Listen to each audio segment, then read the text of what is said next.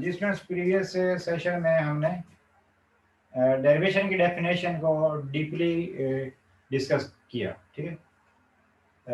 अब इसके बाद हम इससे रिलेटिंग कुछ क्वेश्चन करेंगे, एग्जांपल्स करेंगे, क्वेश्चन करेंगे। लेकिन उससे पहले एक थ्योरम है कि जो कि बहुत इंपॉर्टेंट है। क्या थ्योरम है? फेमस थ्योरम है, ये फंडामेंटल कॉन्सेप्ट है कि कोई भी फंक्शन है अगर वो डिफरेंशिएबल है देन लाजमी वो होगा। फंक्शन डिफरेंशिएबल है तो लाजमी कंटिन्यूस होगा, लेकिन अगर कंटिन्यूस है तो डिफरेंशिएबिलिटी का हमें श्योर नहीं है, ठीक। मतलब थ्योरम यही है कि अगर डिफरेंशिएबल है तो वो श्योर है कि कंटिन्यूस होगा, ये मैं प्रूव करना, ठीक। क्या थ्योरम है? तो फंक्शन अगर देन प्रूव कि ये कंटिन्यूस होगा। ये फंडामेंटल कॉन्सेप्ट है, उसने कंटिन्यूस होना है, ठीक। लेकिन भले इसके जो कन्वर्स होता है कि अगर वो कंटिन्यूस कोई फंक्शन हो तो उसका श्योर नहीं है, हो भी सकता है वो डिफरेंशिएबल हो सकता है ना हो, ठीक। नहीं उसकी फिर जस्ट प्रूव, हमें प्रूव वगैरह करने की जरूरत नहीं, एग्जांपल वगैरह ऐसी मिलती है, ठीक। प्रूव हमें यही करना है कि कोई फंक्शन डिफरेंशिएबल है तो प्रूव करना है वो कंटिन्यूस होगा, श्योरली कंटिन्यूस होगा, ठीक। जैसे अभी हमने जहां मतलब जिस पेज पे थे, ठीक है, जो उनसे आर्टिकल पे पहुंचे हैं, डिफरेंशिएबल की जो डेफिनेशन हमने सीखी, डीपली डिस्कस की, उससे आगे थ्योरम है। मैं कोशिश करता हूँ सारा रेज करूँ, ठीक। आपका जो भी पेज है 26 है, ये वो जो भी, ठीक। कोशिश भी है तो आपको मैंने मार्कर नहीं डाला है, उसके बावजूद फिर समटाइम हाथ में ऐसे मार्कर आ जाता है जी। थ्योरम क्या थ्योरम है? If F Z is differentiable, ठीक, डिफरेंशिएबल, देन प्रूव करना है, प्रूव हमें करना है कि वो वाला फंक्शन डिफरेंशिएबल एट भी करेंगे, at any point at z is equal to z naught, then this function is surely, ठीक है ना। श्योरली का वर्ड वैसे मैं ऐड कर रहा हूँ, मतलब श्योरली है, मतलब वो अगर डिफरेंशिएबल है लाजमी उसने कंटीन्यूअस होना है, ठीक। Then F Z is continuous, ठीक, at Z is equal to Z not, ठीक है। अब देखो ना कंटिन्यूटी की डेफिनेशन वाला देखें, कंटिन्यूटी की डेफिनेशन में जरा इधर वैसे ताकि वो प्रूव वैसे इजी हो जाए आपके लिए, ठीक है। यानी जस्ट आपको सीखी है, जस्ट आपने जरा रिमाइंड करने देखें क्या। अब ये कंटिन्यूटी की डेफिनेशन, कोई फंक्शन है, ठीक, उसमें ये z approaching to z not, ठीक, ये करके अगर इसका मतलब क्या है, ये जैसे देखो ये क्या किया, z approaching to z naught करके इसका कोई आंसर आ गया, ठीक, और वो z नॉट पे फंक्शन डिफाइंड का ये आंसर है, z नॉट पे फंक्शन का ये आंसर है, ठीक है। z नॉट पे फंक्शन डिफाइंड है, उसका ये आंसर है, और लिमिटिंग केस में उसका ये आंसर है, दोनों के आंसर इक्वल है,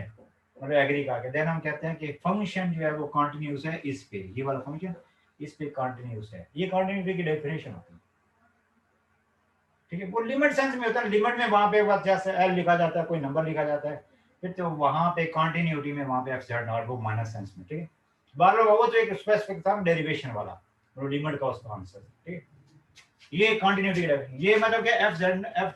जेड नॉट पे फंक्शन डिफाइंड है और उसका कोई आंसर है, और ये क्या लिमिट का जो आंसर एफ जेड नॉट के लिमिटिंग केस में ये आंसर कोई आया, ठीक, मतलब लिमिट का आंसर आया, वो उस आंसर पे एक मतलब वो दोनों आंसर जो है वो एक दूसरे को एग्री कर गया, एक जैसे आंसर, तो हम कहते हैं कि ये वाला फंक्शन कंटिन्यूअस है इस वैल्यू, ठीक। तो अब इस ये कंटिन्यूटी डेफिनेशन से फिर आपको वो वाला थ्योरम करना, प्रूव करना इजी हो जाएगा, ठीक। अब गिवन क्या है, function is differentiable, function is differentiable, तो प्रूव हम ये करना चाहते हैं, ये वाला हम प्रूव करना चाहते हैं, ये इक्वेशन यूं कह सकते हैं प्रूव करना चाहते हैं, जिसके लिए हम क्या करते हैं, देखा ना, यूं कह सकते हैं कि F Z minus F Z not में लिमिट वो इधर आगे किस्म का माइनस है, वो चलेगा F Z minus F Z not, इसको हम लेते हैं फिर इसका आपको इजी होगा। ठीक, ये देख एफ जेड, फाइनली मैंने वो इसको आपको लिख के दिया, बताया कि ये हमारा टारगेट है प्रूव करना। देखना वो गिवन जो ऊपर स्टेटमेंट भी हमने लिख दी, देखना F Z minus F Z not, यानी खुद से यहां से कंसिडर करते हैं। ठीक है जी, अब इसको हम लेते हैं किसके इक्वल, हाँ इज इक्वल टू खुद लेते हैं इक्वेशन, बेसिकली तुम्हारे पास ये नहीं, यहां से स्टार्ट किया है, अब एक इक्वेशन खुद बनाते हैं। कैसे, F Z minus F Z not, अपने पास से इसको डिवाइड और मल्टीप्लाई करते हैं, यानी आप देखो ना ऊपर थ्योरम स्टेटमेंट, नीचे ये सॉल्यूशन हो गया। ठीक है, ये सॉल्यूशन है।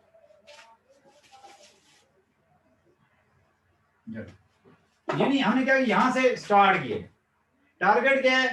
इसमें लिमिट पुट करके ये आंसर आना चाहिए, ये हमारा टारगेट है। तो अभी हमने क्या किया, इन दोनों का डिफरेंस से स्टार्ट किया है। अपने पास क्या करते हैं, z माइनस जेड नॉट से डिवाइड करते हैं,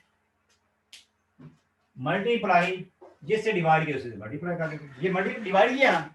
इसी से मल्टीप्लाई कर देते हैं। ये z माइनस जेड नॉट, मतलब ये मल्टीप्लाई ये डिवाइड कर दिया। अब हम क्या करते हैं, लिमिट अप्लाई करते हैं यहाँ पे, लिमिट के z approaching to z not, z approaching to z not, यहाँ पे देखें ये क्या जी, F Z minus F Z not, ठीक, इज इक्वल टू देखना इधर भी limit z approaching to z not, ठीक। अब देखना लिमिट का अपना कॉन्सेप्ट है, रियल एनालिसिस में हमने सीखा हुआ। लिमिट जब जैसे फंक्शंस के साथ अप्लाई करनी है, वो फंक्शन डिवाइड हो रहे हैं, मल्टीप्लाई हो रहे हैं, प्लस माइनस वगैरह हो रहे हैं, फिर लिमिट को हर एक के साथ लिख देते हैं अलग अलग, यानी ऊपर नीचे फंक्शन तो ऊपर अलग लिख देते हैं, नीचे अलग लिख देते हैं, मैं जैसे प्लस में हो रहा है तो उसके साथ अलग लिख देते हैं, इस तरह माइनस केस में मल्टीप्लाई केस में। ठीक, अभी जैसे मैंने इधर तो एक मुकम्मल बाद में से अलग अलग लिखेंगे। अब यहाँ पे देखें, इधर जैसे ये समझ लेते हैं, एक ये है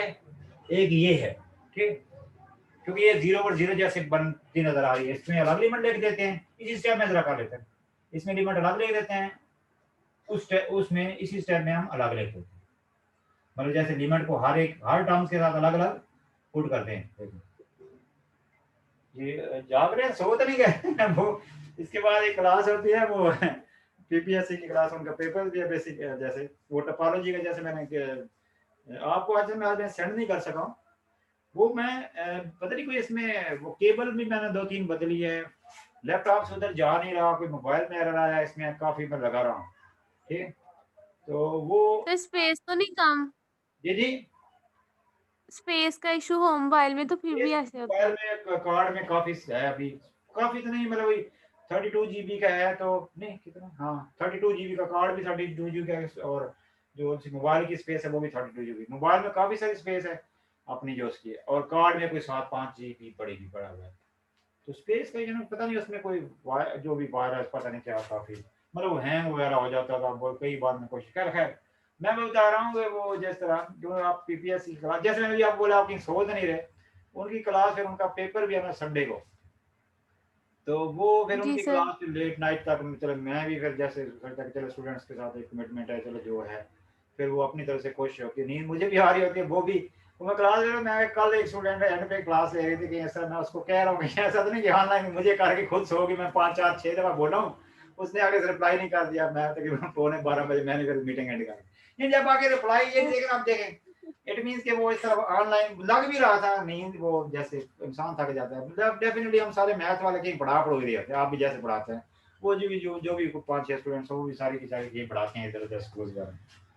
बल्कि फिर उसको मैंने बाद अलग इस तरह मैसेज भी दिया लेक्चर के दौरान भी कि देखें अब आप नहीं है, मैं मीटिंग एंड कर रहा हूँ, फिर मैं अलग से उसको कॉल पे क्या नींद में लगी कहती सर मैं बिल्कुल थकी हुई, अपने क्या करूँ, चल गए वो भी कहते आप सोच रहे ये देखें, ये इसमें लिमिट अलग अलग अप्लाई की, इसमें लिमिट अलग अलग अप्लाई की, मतलब लिमिट को पहले लिखा दो साइड, फिर इस तरह सेपरेटली जैसे हर टर्म्स के साथ देखें, यहाँ पे तो वो 0 और 0 केस है, लेकिन ये 0 और 0 कौन सा स्पेसिफिक 0 और 0 की ये डेरिवेशन है, देखें ये तो डेरिवेशन का रूल है, ये जो डेरिवेशन का रूल है ये बन जाएगा एफ डैश, यही तो भी हमने डेरिवेशन की डेफिनेशन सीखी है ना, कि ये वाला एक्सप्रेस फेक बन जाता है 0/0, इसको हम कहते हैं एफ डैश जेड। ये सारे मतलब इसमें लिमिट पुट नहीं करेंगे, इसका आंसर लिख देंगे एफ डैश जेड। ठीक है, ये तो हमने डैश की डेरिवेशन सीखी है, और वो इसकी डेफिनेशन सीखी है,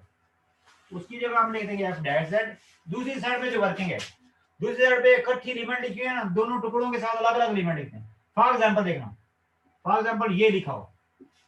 मैं मतलब पहला एग्जांपल दे रहा हूं। फॉर एग्जांपल ये लिखा हुआ है x माइनस 5 लिख देता हूं, तो पढ़ा जाए जैसे इसमें लिमिट अगर पुट करनी है x अप्रोचिंग टू 2,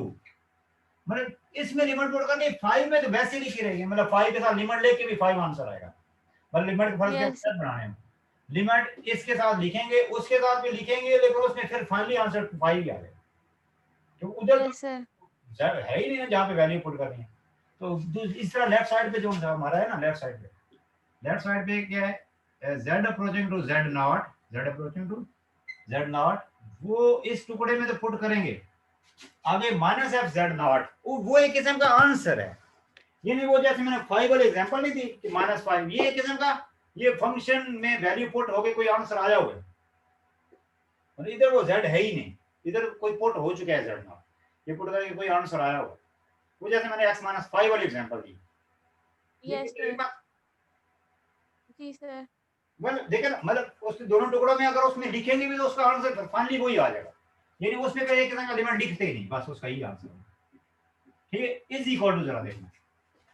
जैसे वो 5 में मैंने कहा था x - 5, तो 5 में लिमिट लिख के भी सिर्फ 5 के आंसर आ जाएंगे, यहाँ पे वो क्या, इस साइड पे देखिए, राइट साइड पे वो कहती है एफ डैश जेड है, वो क्या एफ डैश जेड, ये प्रिया आप सोच नहीं गए, हाँ जी आप सोच नहीं गए जैसे मुझे लग रहा है कि आप सो गए जी, एफ डैश जी सर मैं सो नहीं रही नो सर जाग रहे हैं सर प्रिया तो अक्सर इस तरह वो क्वेश्चन है रिप्लाई इस तरह जगह, ये एफ डैश जेड मल्टीप्लाई जाएगा 0, मल्टीप्लाई जाएगा उसमें पुट करेंगे, इधर तो फार्मूला, तो यहाँ पे z नॉट को z नॉट पुट किया, z not minus z naught वो 0 बन गया, मतलब वहां पे z नॉट क्योंकि वो तो 0 और 0 केस में वहां पे पुट करेंगे ना, जी सर ये सारा 0 हो जाएगा मतलब वो 0 मतलब z not minus z not इस तरह 0 आ जाएगा, तो वो 0 हो गया, जी 0 को जिससे मल्टीप्लाई करेंगे 0 आएगा, जी सर समझ आ गए मल्टीप्लाई करेंगे 0 आएगा, और इस साइड पे क्या है, ये है, फिर इसको उधर ले जाएंगे, इसको उधर चले जाएंगे, ठीक नेक्स्ट स्टेप। तो ये उसकी कंटिन्यूटी की डेफिनेशन है, जो मैंने आपको पहले इस पे बोर्ड पे लेके दिखाई थी कि ये हमारा टारगेट है, ये उधर जाके ऐड हो जाएगा, एफ जेड लिमिटिंग केस में जो F Z approaching to Z naught जो है जेड नॉट, ठीक, वो ये आंसर है, और ये जेड नॉट पे फंक्शन डिफाइंड है, जेड नॉट पे फंक्शन डिफाइंड का आंसर और लिमिटिंग केस में दोनों आंसर एक जैसे, देन कहेंगे एफ जेड इज कंटीन्यूअस, एक आपको पहले बता दें and F Z is continuous, ठीक है। यस तो सर जल्दी जल्दी क्वेश्चन करते हैं, 13 मिनट हो गए, ठीक है, एफ जेड इज कंटीन्यूअस, ठीक है, तो ये कहना ताकि फिर वो 20 मिनट से आगे ना जाए। दो पार्ट सर हैं, इसको रिपीट कर दें। दो कहाँ से देखे ना, मैंने आपको वो जॉन साहब थ्योरम प्रूव करने से प्रूव स्टार्ट करने से पहले इस पेज पे आपको लिख के दिखाया नहीं था, ये जो लास्ट वाली लाइन है ना, ये कंटिन्यूटी की डेफिनेशन है, ये कंटिन्यूटी की डेफिनेशन, अब ऊपर वाला एक दफा सारे प्रूव वगैरह को भूल जाए, जैसे ये मतलब बड़ा कैसे है, ये इधर माइनस और उधर जाकर प्लस हो गया, ये अब कंटिन्यूटी की डेफिनेशन है कि z नॉट पुट करना चाहते थे फंक्शन में, फंक्शन है कोई z एफ जेड, उसमें z नॉट पुट करके ये आंसर आ गया, एफ जेड नॉट मतलब पुट करके आंसर आ गया, जो भी z नॉट पुट किया कोई ना कोई आंसर आ गया, मतलब ये आंसर है, मतलब लिमिट वगैरह ने डायरेक्ट पुट किया, फिर लिमिट यानी z approaching to z naught किया, तो फिर उसका ये आंसर आ गया, ये लिमिटिंग केस में आंसर है, और ये मतलब z नॉट पे डायरेक्ट आंसर है, तो ये z नॉट पे जो वैल्यू है फंक्शन की उसका आंसर लिमिटिंग केस में, ये दोनों एक दूसरे को एग्री कर गया एक जैसे, देन हम कहते हैं कि ये वाला फंक्शन कंटिन्यूअस है, जिस जो पुट करना चाह रहे थे, जो पुट करना चाह रहे थे कि फंक्शन कंटिन्यूअस है एट z नॉट, ये function F Z is continuous at z not, at z is equal to z not, ठीक है जी, ये क्लियर हो गया, ये क्लियर हो गया ना। अब आगे दो क्वेश्चन जल्दी जल्दी करते हैं, 13-15 मिनट हो गए, फिर थोड़ा स्पीडली करना पड़ेगा क्योंकि 20 मिनट से हमने आगे जाना है, दो पार्ट हैं, दो पार्ट्स में भी फिर आगे जरा देखें, दो पार्ट हैं, जैसे कोई दो फंक्शन, पहले पार्ट 1 समझ लेते, कोई क्वेश्चन गिवन होगा, फंक्शन कोई गिवन होगा, वो कहता है चेक करें कि ये कंटीन्यूअस है और डिफरेंशिएबल है या नहीं है, साथ की वैल्यू भी बताई होगी, ठीक,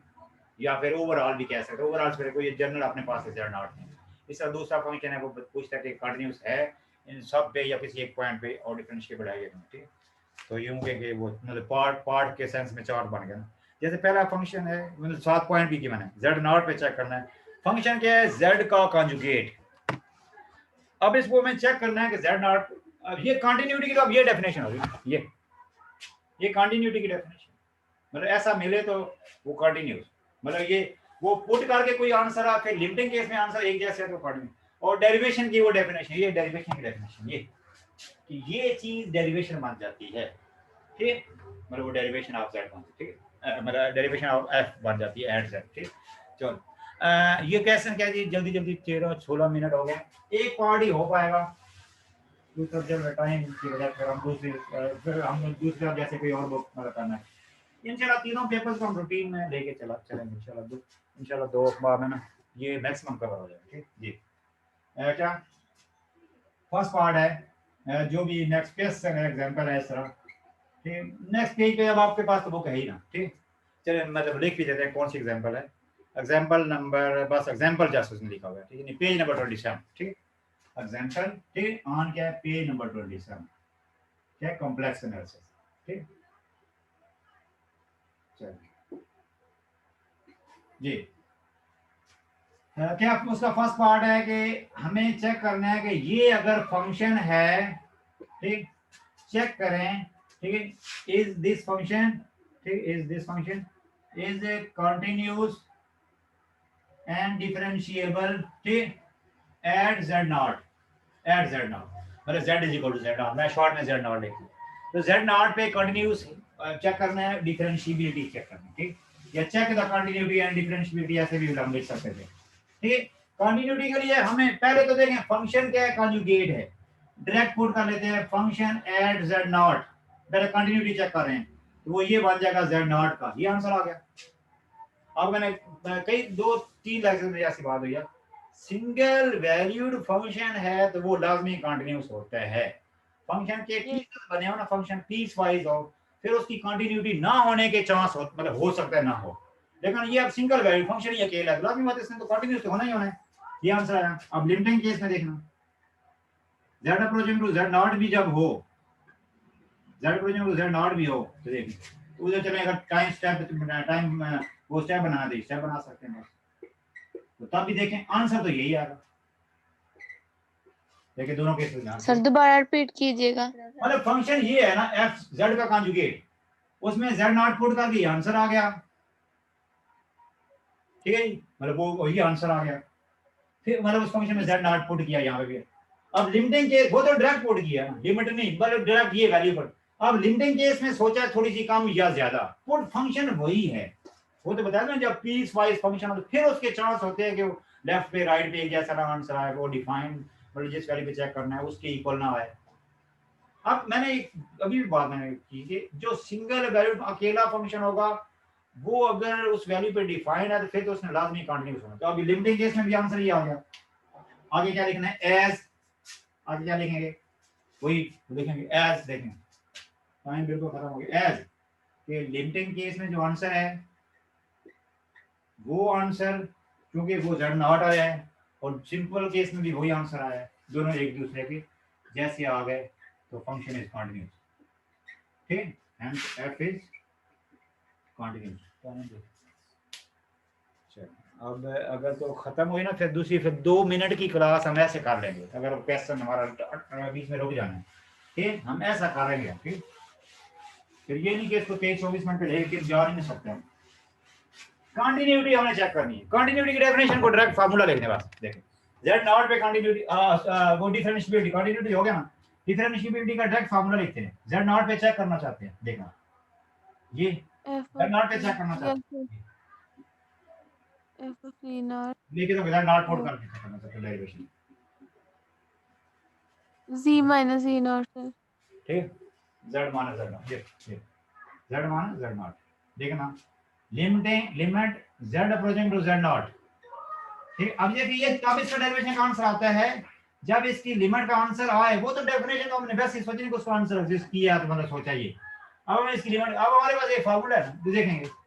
हम इसको देखते हैं, इधर कर लेते हैं, नीचे कर लेते हैं, नीचे कर लेते हैं। फंक्शन क्या है हमारा, z का कॉन्जुगेट, साथ लिमिट तो भी लिखी रहेगी। लिमिट क्या है, z approaching to z not, ठीक है। फंक्शन क्या है, z का कॉन्जुगेट, ये क्या है z का नॉट का कॉन्जुगेट, वो जैसे की है, ये क्या है z माइनस z को। अब कॉन्जुगेट का रूल है कि उसको स्प्लिट कर सकते हैं, मतलब स्प्लिट भी कर सकते हैं, जोड़ सकते हैं। अब यहाँ पे स्प्लिट हुआ है, हम जोड़ेंगे, मतलब उसको कंबाइन करेंगे, z माइनस z नॉट, ऊपर क्या है z माइनस z कॉन्जुगेट का whole, z minus z naught का होल कॉन्जुगेट। मैं बताऊं क्या है, 2 मिनट की ना बाद में हम क्लास कर लेते हैं। अब इसको ना h पुट करके हमने करना है, लेकिन वो सेंड करने में जैसे इशू होता है, लेकिन कोशिश करते हैं जल्दी जल्दी। लेकिन मैं एक्सप्लेन कर देता हूँ वर्बली, वो लिखने में थोड़ा टाइम लगेगा। इसको ऊपर पुट कर देते हैं, इस पूरे को h, देखें अगर ये रियल, अब इस पूरे को h पुट कर दिया, जब ये h है तो h का कॉन्जुगेट बनेगा। अगर ये रियल है तो ऊपर नीचे एक जैसा आंसर आएगा, मतलब कॉन्जुगेट कैंसिल हो गए। रियल केस में इसका आंसर हो जाएगा 1। अगर ये h जोन सा है, ये कॉम्प्लेक्स नंबर है, तो ये -1 आएगा। इस वजह से यूनिक आंसर नहीं आया, मतलब डेरिवेशन डज नॉट एग्जिस्ट, मतलब डेरिवेशन नहीं है उस पे, ठीक है। क्योंकि टाइम खत्म हो गया ना, फिर बाद में छोटी सी मैं क्लास करके मैं आपको डिस्कस मतलब कर लेता हूँ।